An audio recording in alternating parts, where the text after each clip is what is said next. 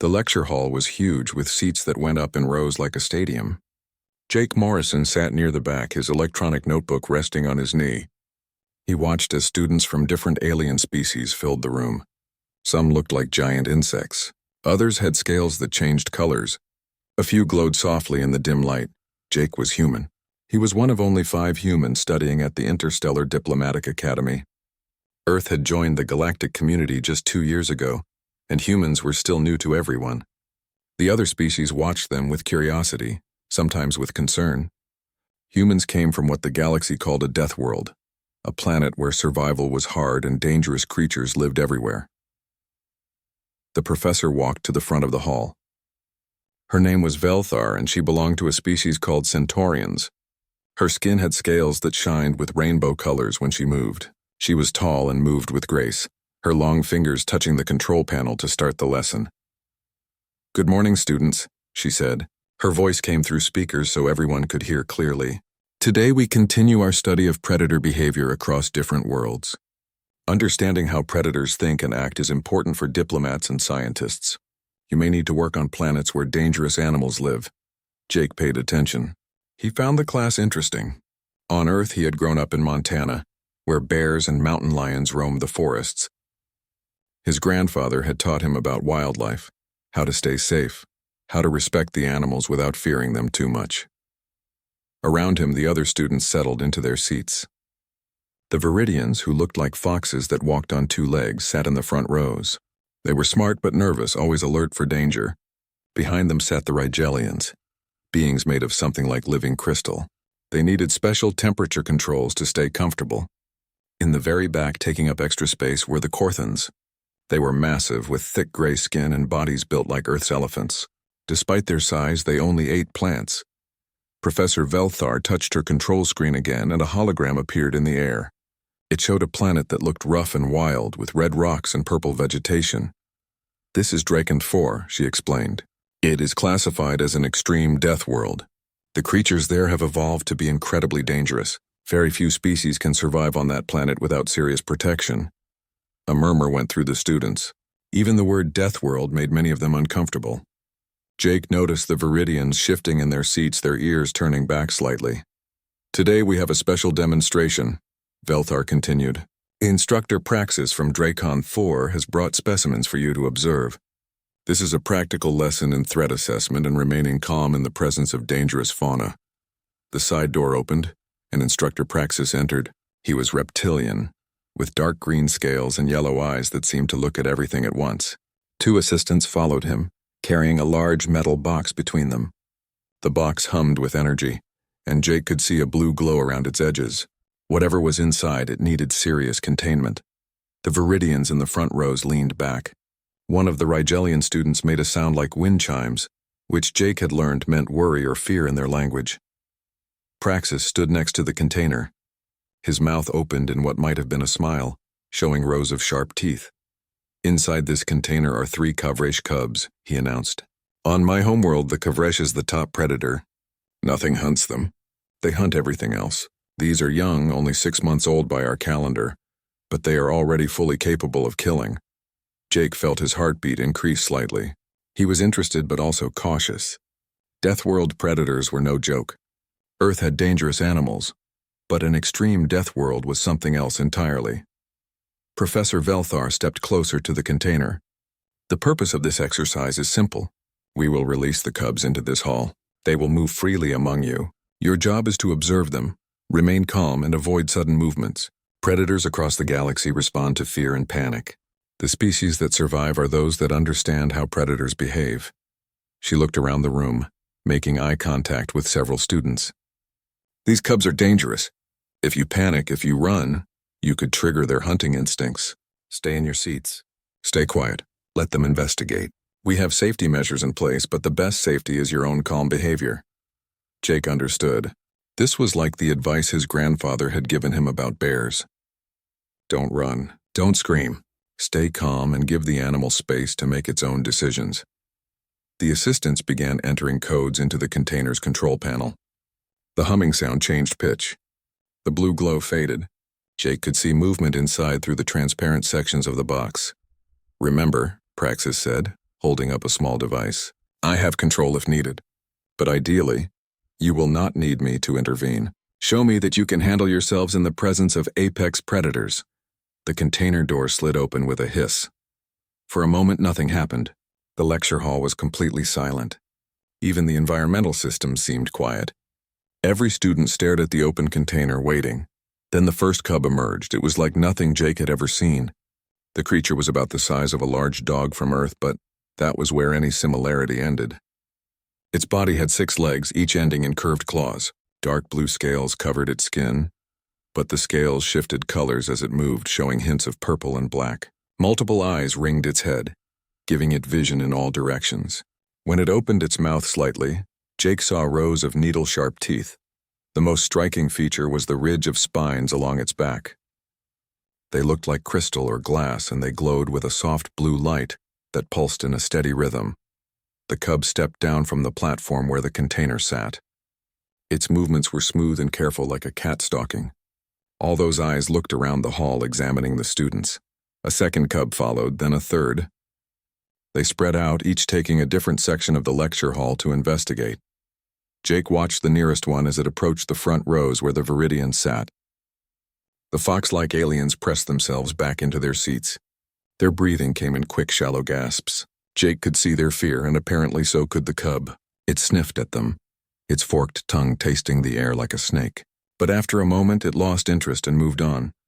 Notice their behavior, Professor Velthar said softly, her voice barely above a whisper. They are learning about you. They are deciding if you are prey, threat, or neither. Stay calm.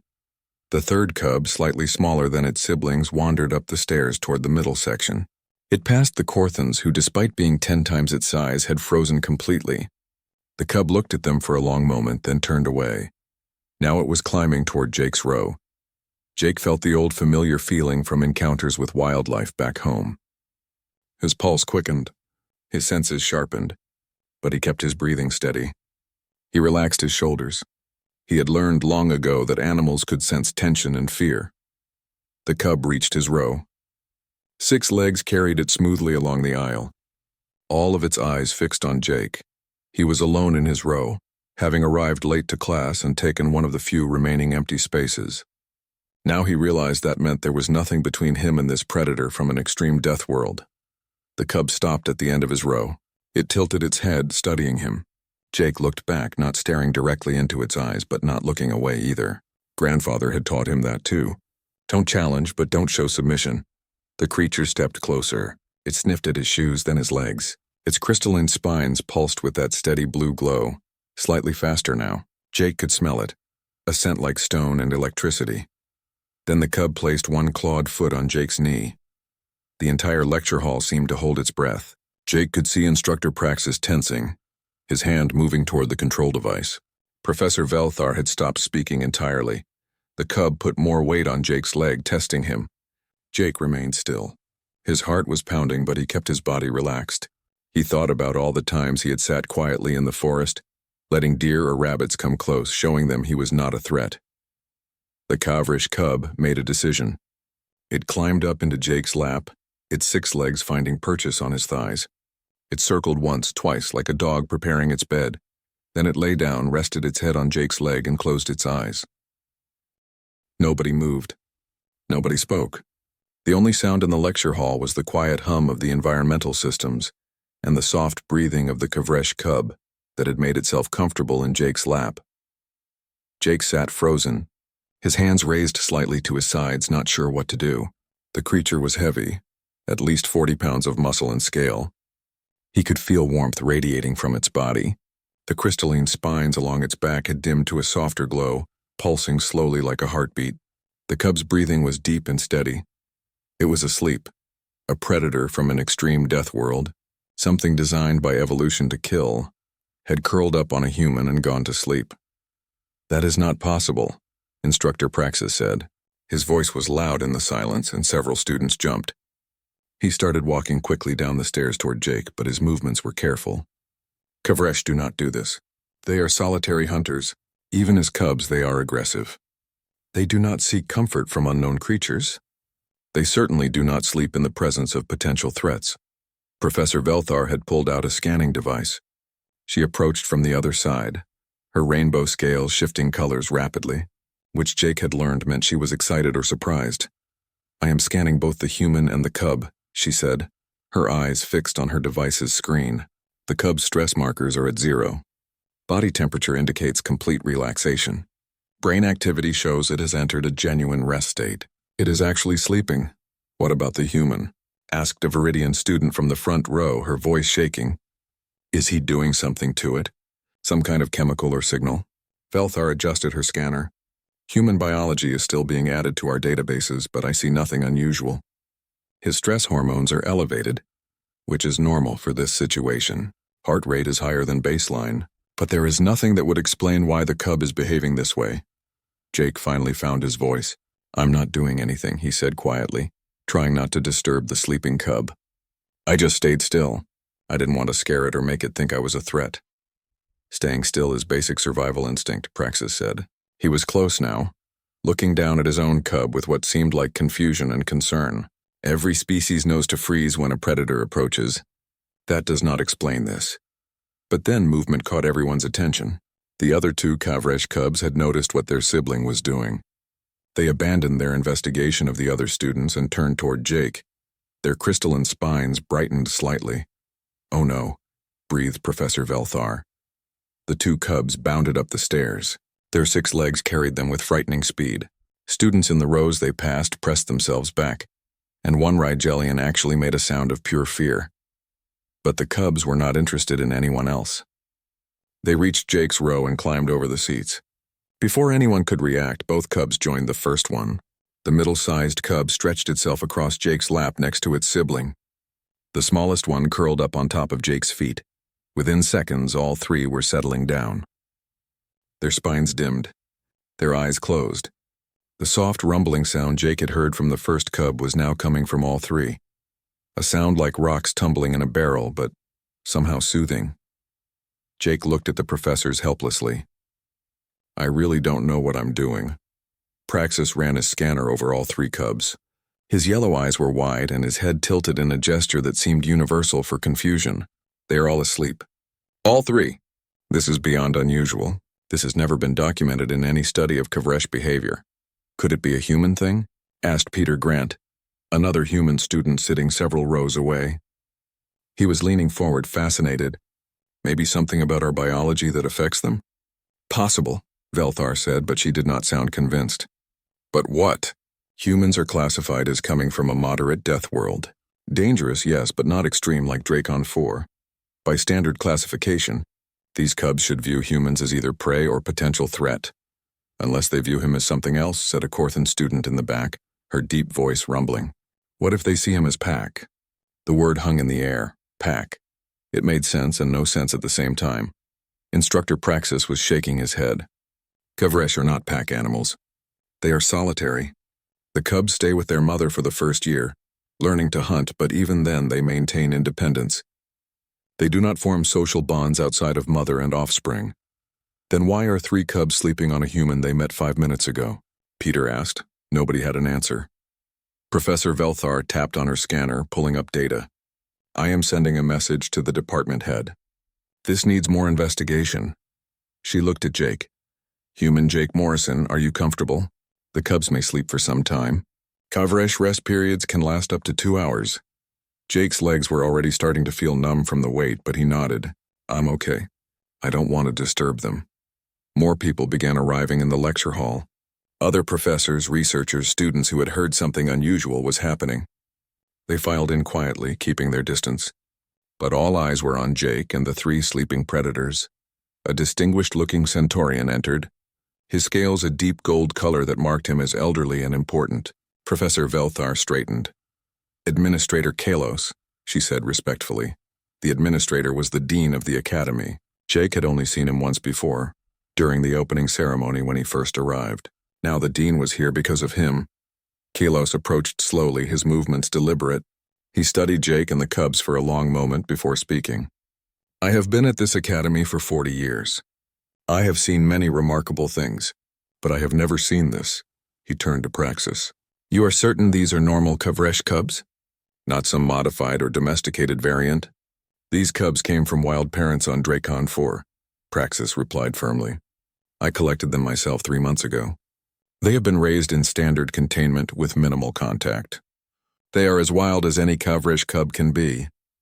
And yet they sleep on a human like pets, Kalos observed. He looked at Jake. Young human, tell me about your homeworld. What kind of predators does Earth have? Jake thought about how to answer. We have many predators.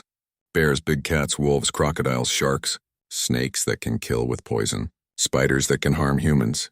We evolved alongside them. We learned to avoid some and hunt others. Did you hunt predators? Kalos asked. Sometimes. Humans are not the biggest or strongest, but we can track animals for days. We can work together in groups. And we learned to make tools and weapons. Jake paused. But we also learned to live with predators. We domesticated some of them. Wolves became dogs. We kept cats in our homes even though they are hunters. Some people even keep snakes or lizards as companions. The Viridian student who had spoken earlier made a sound of distress. You keep predators as companions? By choice? Not all humans, Jake said. But many do. We like them. We find them interesting. Peter spoke up again. On Earth, humans are kind of in the middle. We are predators, but we were also prey to other predators for most of our history. We had to learn to think like both hunter and hunted. Administrator Kalos looked thoughtful. Perhaps that is what these cubs sense. Not prey, not threat. Something familiar. He nodded to himself. We will study this further. Instructor Praxis, please arrange for the cubs to remain on campus for extended observation. Human Jake Morrison, I would like to request your cooperation in additional tests. What kind of tests? Jake asked carefully. Nothing harmful, Kalos assured him. Simply spending time with the cubs in controlled environments. We want to see if this behavior continues. If it is reproducible. If other humans generate the same response. Jake looked down at the 3 sleeping cubs. The smallest one had shifted slightly, its head now resting on his ankle. One of the others had its tail curled around his calf. They looked peaceful, almost innocent despite being creatures that could probably tear him apart if they wanted to. Okay, Jake agreed. I'll help. Professor Velthar smiled, her scales shimmering. This may be one of the most important discoveries in xenobiology in decades. The first human-predator bonding with an extreme death world species. Let us not get ahead of ourselves, Kalos cautioned. We do not yet understand what is happening. It may be a fluke. It may be specific to these particular cubs and this particular human. But even as he spoke, the smallest cub stretched in its sleep, its claws extending and then retracting. It made a small sound, something between a chirp and a purr, and snuggled closer to Jake's leg. Around the lecture hall, students and professors watched in amazement. The impossible was happening right in front of them. A bridge was forming between species that should have had nothing in common except the ability to kill, and it had started with a simple act of remaining calm, of showing respect without showing fear, of treating a predator not as a monster but as a living being worthy of understanding. Jake's grandfather would have been proud. The news spread across the academy campus faster than anyone expected. By the next morning, everyone knew about the human student and the predator cubs. Students from different species gathered in small groups, talking in excited voices. Some were fascinated, others were disturbed. The idea that a creature from an extreme death world would willingly sleep on someone from a moderate death world challenged what they understood about predator behavior. Jake found himself suddenly famous in a way he had never wanted. As he walked to his morning class, students stopped and stared. Some pointed. A few brave ones approached to ask questions. Were the cubs really that dangerous? Had he been scared? Could he teach others how to stay calm around predators? He answered politely but kept moving. The attention made him uncomfortable. He was just a student trying to learn, not some kind of predator expert.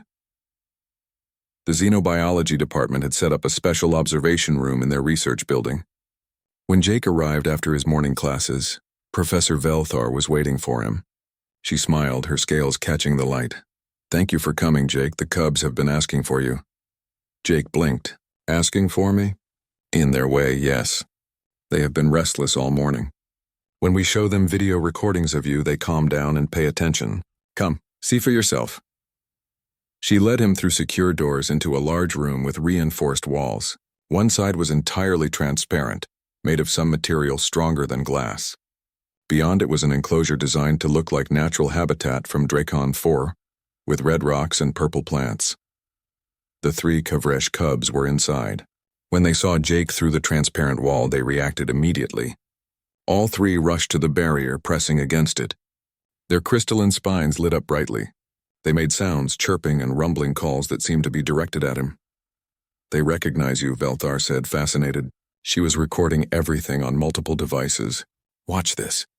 She touched a control panel and a door slid open, connecting the enclosure to the observation room.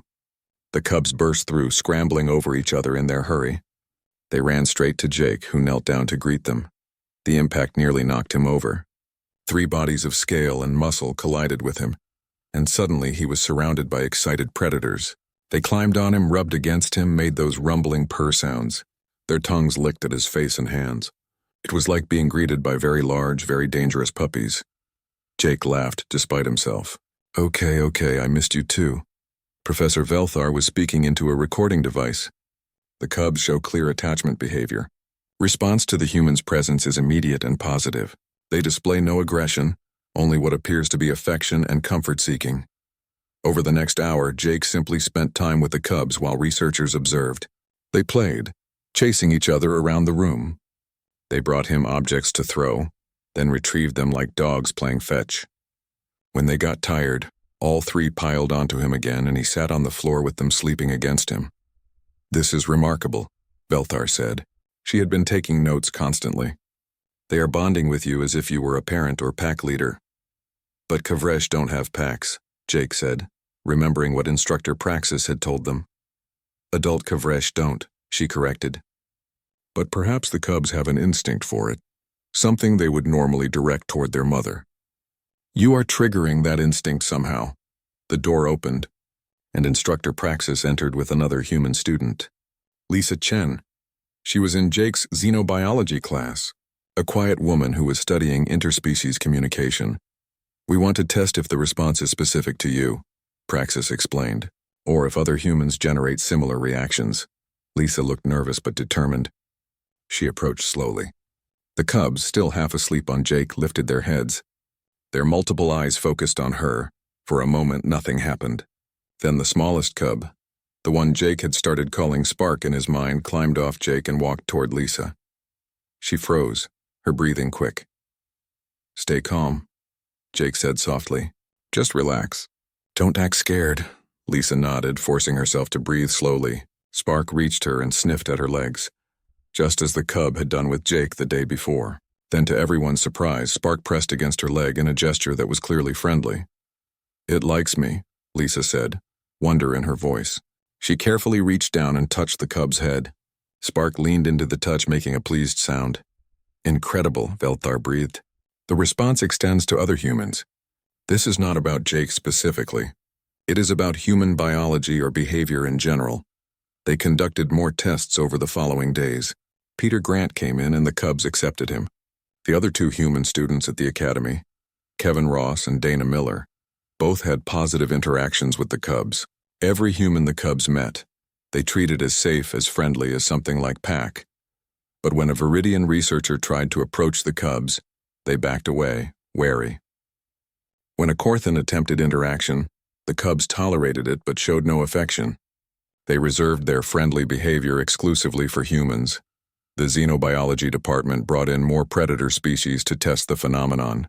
They started with smaller, less dangerous creatures. A pack hunter from a moderate death world called Vex Prime.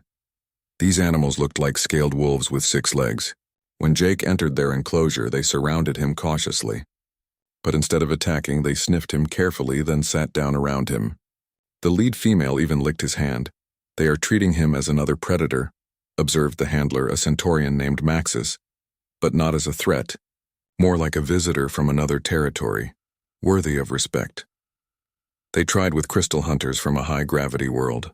These creatures were ambush predators, normally aggressive toward anything that moved, but when they sensed Jake's presence, they emerged from hiding not to attack but to observe. One even allowed him to touch it, something the handlers said never happened with other species. Each test produced similar results. Predators that were normally dangerous, normally aggressive, became calm around humans. Not all of them became friendly like the Kavresh cubs. but all of them reduced their aggression significantly. Professor Velthar presented her findings to a special meeting of the Academy's Science Council. Jake was asked to attend. He sat in the front row, feeling out of place among all the distinguished professors and researchers. Velthar stood at the podium, holographic displays floating around her. After 2 weeks of intensive study, we have documented interactions between humans and 17 different predator species from 12 different death worlds. The results are consistent. Humans generate a unique response in predator species. They are recognized as something that does not fit normal prey or threat categories. She brought up a complex diagram showing different biological markers. Predators use multiple factors to assess potential prey or rivals. Body language, chemical signatures, sound patterns, movement styles. Humans send mixed signals. They have forward-facing eyes and eat meat, which marks them as predators. But they lack the obvious weapons of apex predators. No large claws, no sharp teeth, relatively weak bite force. Another diagram appeared showing human body language. However, humans display confidence without aggression. They show awareness without fear. This is unusual. Most prey species show fear. Most predators show challenge. Humans show something different. Something that predators interpret as fellow predator but from a different ecological space. A Viridian council member stood up. What you are describing sounds like humans are predator whisperers. This is concerning. How do we know they are not manipulating these creatures somehow? There is no manipulation, Velthar said firmly. Humans are not controlling the predators. They are simply being themselves, and predators respond positively to what they are. Instructor Praxis added his own observations. On Dracon 4 we have a saying, only the strong respect the strong. Kavresh do not fear anything, but they respect other apex predators. They have learned through evolution to recognize danger and to give it space. Humans register as danger, but not as threat. Therefore, respect without conflict. Administrator Kalos spoke from his seat at the council table. The question becomes, what do we do with this information? Humans have been in the galactic community for only 2 years. They are already changing our understanding of predator behavior. A Corthan scientist raised her massive hand. I propose we expand human involvement in Death World research. Their presence could make previously impossible studies achievable. We could learn about predator species that we have only observed from orbit, because they are too dangerous for direct contact. I agree, said a Rigelian representative, but we must be careful. We cannot put humans in danger simply because predators like them. Jake listened to them debate his species like he was not sitting right there. Finally, he raised his hand. Administrator Kelos noticed and gestured for him to speak. If I can say something, Jake began, standing up. All eyes turned to him. On Earth, we learned a long time ago that predators are not evil. They are just animals doing what they evolved to do. We learned to respect them, to understand them, instead of just killing them or running from them. Maybe that's what you are seeing. We treat them like they are worth understanding, and they respond to that. 3 months passed and the galaxy was starting to change its view of humans. What had begun as a curious incident in a lecture hall had grown into something much larger. Research facilities across multiple worlds requested human consultants for their Death World studies. Governments began drafting proposals for joint human-alien expeditions to dangerous planets. The Galactic Council itself had opened formal discussions about expanding humanity's role in frontier exploration. Jake continued his studies, but his life had transformed completely. The 3 Kavresh cubs, now nearly twice their original size, went everywhere with him. The Academy had granted special permission for them to live on campus, in a habitat connected to Jake's dormitory. They had grown from the size of large dogs to something closer to wolves, their bodies sleek with muscle under those dark blue scales. He had officially named them. Storm was the largest and most confident, always the first to investigate new things. Shadow was the middle one, clever and cautious, watching before acting. Spark, the smallest, was also the most affectionate, constantly seeking Jake's attention. Other students had gotten used to seeing Jake walking across campus with 3 apex predators following him like devoted pets. The Viridians still gave them wide space, but even they had started to relax a little. Some had even asked Jake to teach them about predator behavior. On this particular morning, Jake sat in advanced interspecies relations class, with Storm lying under his desk, Shadow beside his chair, and Spark curled around his feet. Professor Nexus, a elderly Rigelian whose crystalline body sparkled with age, was discussing first contact protocols. When approaching a new species, Nexus explained, his voice like musical chimes, you must consider their evolutionary background. Are they predators or prey? Do they form social groups or live alone?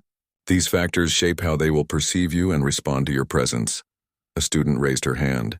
What about humans? How would you categorize them for first contact purposes? Nexus's body flickered with color, indicating thought. Humans are unique. They are cooperative pack predators with advanced tool use and complex social structures. But they also demonstrate empathy unusual for predator species. They form bonds across species lines. They show what we might call tactical compassion. Tactical compassion? Peter Grant asked. He sat 2 rows behind Jake. The ability to understand and connect with others, including potential threats, as a survival strategy. Nexus clarified. Most predators rely on strength or speed. Humans learned to rely on understanding. They studied their prey to hunt better. But they also studied their predators to survive. This made them excellent at reading behavior and forming unexpected alliances. Jake listened, uncomfortable with being discussed like a specimen, but he understood why.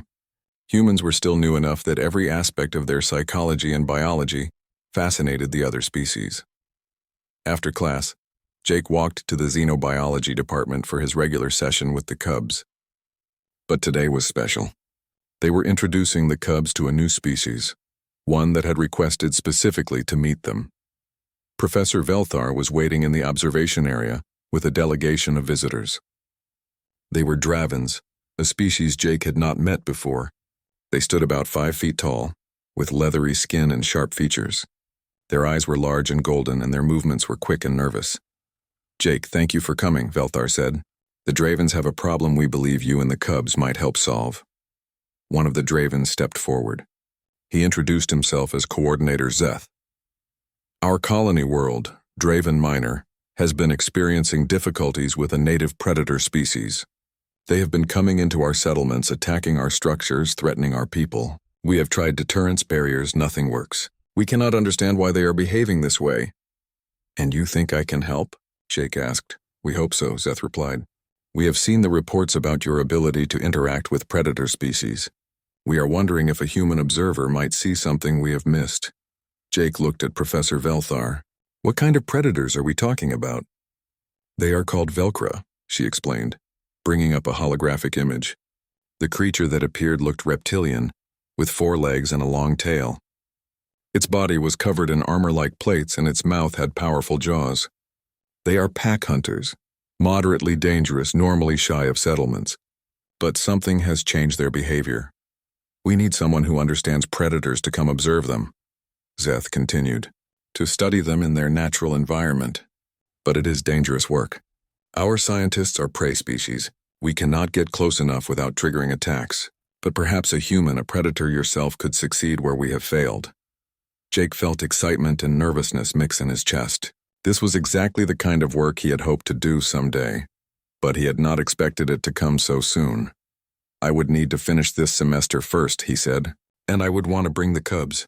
They are part of how I work now. Zeth's eyes widened.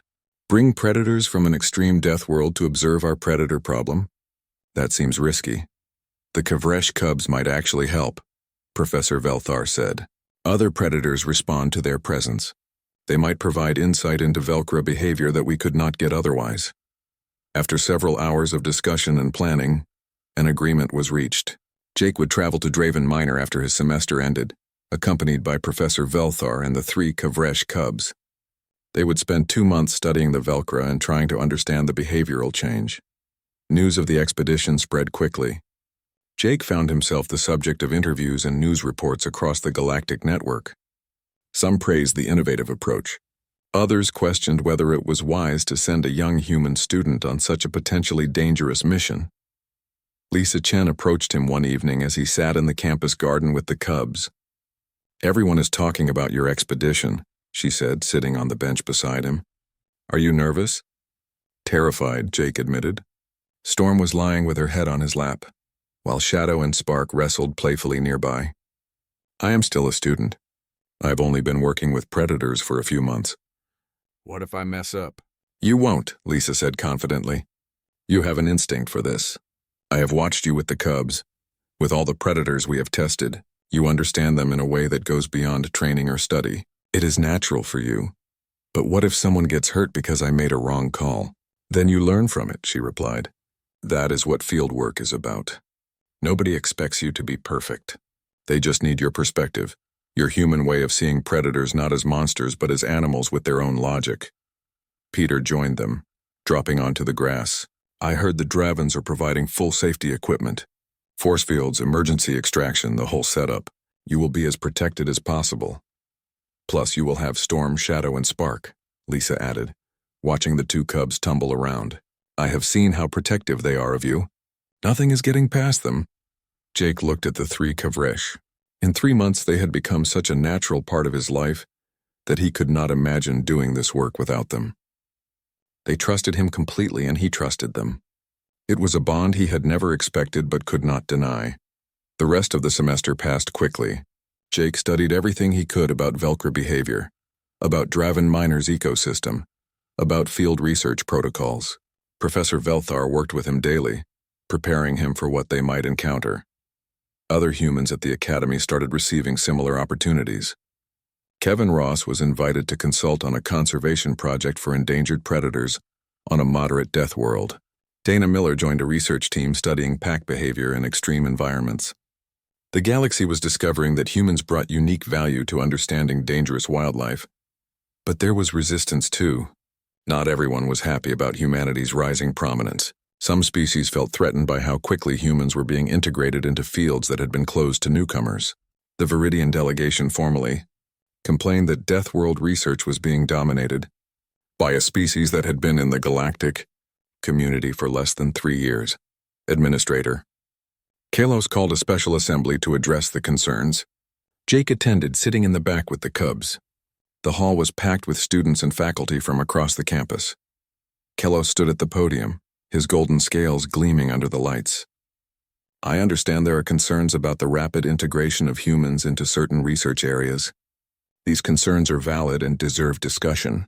However, I want to be clear about something. We are not elevating humans because we favor them.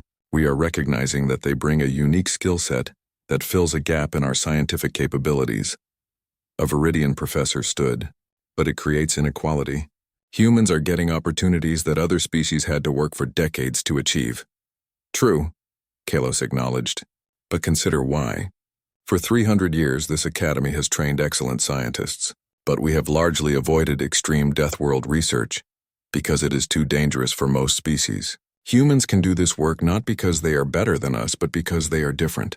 They evolved to coexist with apex predators. That is not a skill you can teach. It is bred into them over millions of years. The transport ship descended through the purple clouds of Draven Minor. Jake pressed his face against the viewing port, watching the landscape emerge below. The planet was beautiful, with vast forests of blue-green vegetation and silver rivers that caught the light. It looked peaceful, not like a place with a predator problem. Storm, Shadow, and Spark were secured in a special compartment behind him. He could hear them moving around, restless from the journey. They had never been on a spacecraft before, and the experience had made them anxious. But they trusted Jake, and that trust had kept them calm enough. Professor Velthar sat across from him, reviewing data on her tablet. The Draven settlement is located near the forest edge. The Velcro attacks have been increasing over the past 6 months. 3 injuries so far, thankfully no deaths. But the Dravens are frightened. Some are talking about abandoning the colony. Have they tried studying the Velcro's territory? Jake asked. Maybe the settlement is built on their hunting grounds or breeding area. They tried but could not get close enough. The Velcro are extremely aggressive toward the Dravens specifically. With other species who have visited, the Velcro are more cautious but not actively hostile. Velthar looked up from her tablet. That is one of the mysteries. Why target the Dravens? The ship landed on a cleared pad near the settlement. Coordinator Zeth was waiting to greet them, along with a small group of Draven scientists. They all looked tired and stressed. Thank you for coming, Zeth said, shaking Jake's hand in the human custom he had learned. We are desperate for answers. Just 2 days ago, a Velcro pack came within 10 meters of the settlement perimeter. We managed to drive them off with sonic deterrents, but they are getting bolder. Jake released the cubs from their compartment. They bounded out, immediately alert and scanning their new environment.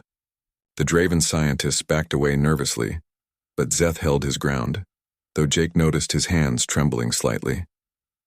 "They are magnificent," Zeth said quietly, watching Storm pace around the landing pad, "and terrifying. Are we certain they are safe?" "They are safe with me nearby," Jake assured him. "They are protective of people I consider friends, so as long as you are friendly to me, they will not harm you." They settled into the research facility the Dravens had prepared. It was located at the settlement's edge, with observation equipment pointed toward the forest. Jake was given his own quarters, with an adjacent area for the cubs. Professor Velthar took the room next door. That evening, Jake reviewed all the data the Dravens had collected on the Velcra. Videos, tracking data, behavioral observations. He watched footage of the attacks, studying how the Velcra moved, how they approached the settlement. "They are not hunting," he said aloud, though only the cubs were there to hear him. Storm lifted her head from where she lay on his bed. "Look at their body language. They are not stalking prey. They are driving something away." He watched more footage and the pattern became clearer. The Velcro were not trying to enter the settlement. They were trying to push the Dravens back to make them leave. They are defending something, Jake realized. But what? The next morning he proposed an expedition into Velcra territory. Coordinator Zeth was reluctant. "It is too dangerous. We have tried before and the Velcra attacked immediately." "Let me try," Jake said, "with the cubs. Other predators respond differently when they are with me. Maybe the Velcra will too." After much discussion and with extensive safety precautions in place, they agreed. Jake would go into the forest with Storm, Shadow, and Spark, accompanied by Professor Velthar and 2 Draven scientists operating remote drones. They would all wear emergency beacon devices that could trigger instant extraction if needed. They entered the forest early the next morning. The blue-green vegetation was dense, blocking much of the sunlight. Strange calls echoed through the trees, sounds Jake did not recognize. The cubs stayed close to him, alert but not frightened. About an hour into their trek, Storm stopped suddenly. Her crystalline spines flared bright, and she made a low warning sound. Shadow and Spark immediately flanked Jake protectively. "Something is near," Jake said quietly. Through the trees ahead, he saw movement. A Velcra stepped into view, then another, then 3 more. They were exactly as the hollows had shown, armor-plated bodies with powerful jaws. But seeing them in person, Jake noticed something the videos had not captured. The lead Velcra was limping. Another had scarring across its face. A third was thin, too thin for a healthy predator. "They are hurt," Jake said, "and hungry." The Velcra spotted the group and immediately moved into aggressive postures, growling and showing teeth. But they did not charge. They held their position, blocking the path forward. Storm responded with her own display, rising to her full height and spreading her legs to look larger. Her spines blazed with light. Shadow and Spark joined her, creating a wall of predator between Jake and the Velcra. For a tense moment, the 2 groups faced each other. Then something unexpected happened. The lead Velcra tilted its head, studying the Kavresh cubs. Its aggressive posture relaxed slightly. It made a sound, something between a growl and a whine. "It is confused," Professor Velthar whispered. "The cubs are larger predators, but they are protecting you instead of claiming territory." The Velcra does not know how to interpret this. Jake had an idea. It was risky, possibly foolish, but his instincts told him to try. He stepped out from behind the cubs. "Jake, no," Velthar said urgently. But Jake moved slowly, carefully, keeping his body language non-threatening. The cubs tensed but did not stop him. They trusted his judgment. He stopped a few meters from the Velcra pack. They watched him with what seemed like uncertainty. Up close, Jake could see more clearly how poorly they looked. These were not healthy predators. These were desperate ones. "You are starving," Jake said softly, not caring that they could not understand his words. His tone was what mattered. "Something has happened to your food supply. And you think the settlement is responsible?" The lead Velcra took a hesitant step forward, sniffing. Jake remained still. The Velcra circled him slowly, assessing. Then it did something that made the Draven scientist gasp over the communication link. It turned and walked away, back toward the deeper forest. But it paused after a few steps and looked back, clearly wanting Jake to follow. "It is inviting you," Velthar said, amazement in her voice. "It wants to show you something." Jake signaled to the cubs. "Come on." Stay close, but do not threaten. They followed the Velcro pack deeper into the forest. After 20 minutes, they reached a clearing. What Jake saw there made him angry. The clearing was full of traps. Not Draven traps, but something older, possibly from before the settlement was established. Dozens of automated snares and cage traps, many with the remains of Velcro prey species inside. The traps had been left active, indiscriminately catching and killing wildlife. This is why they are starving, Jake said. Their food source has been decimated by these traps, and they think the Dravens are responsible because the traps are near the settlement. Professor Velthar scanned the area. These traps are old, possibly left by a previous expedition or survey team, but they use power sources that have kept them active all this time. The Velcro pack watched as Jake examined the traps. The lead Velcro approached the nearest cage, pawing at it, then looked at Jake as if asking for help. "We need to disable all of these," Jake said, "and we need to help restore the Velcro's food supply." Over the next 2 days, Jake coordinated a massive cleanup operation. The Draven scientists, understanding now that they were not the real problem, worked to disable every trap in the Velcro territory. They found hundreds of them, spread across several square kilometers. Jake spent time with the Velcro pack, with Storm, Shadow, and Spark acting as intermediaries. The Velcro were wary but no longer aggressive. They seemed to understand that these newcomers were trying to help. The Dravens also brought in food supplies for the Velcro packs until the natural prey populations could recover. It was not a perfect solution, but it was a start. On the final day before Jake was scheduled to return to the academy, the lead Velcro approached the settlement perimeter. The Dravens watched nervously from behind their barriers, but the Velcro simply stood there for a moment, looking at the settlement, then at Jake, who stood outside with the cubs. Then it dipped its head in a gesture that seemed almost like respect, and turned back toward the forest. "I believe that was a thank you," Professor Velthar said. Coordinator Zeth was shaking his head in wonder. "We spent months trying to drive them away or understand them through data.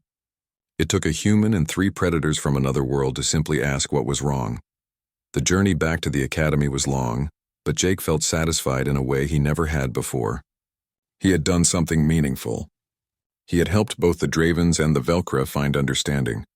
News of the success spread even faster than the original story about the cubs. Jake returned to find himself even more in demand. Requests came from across the galaxy for human consultants on predator-related issues. But more importantly, attitudes were changing. Species that had feared predators for their entire evolutionary history were starting to see them differently, not as monsters to be avoided or destroyed, but as parts of complex ecosystems that deserved understanding.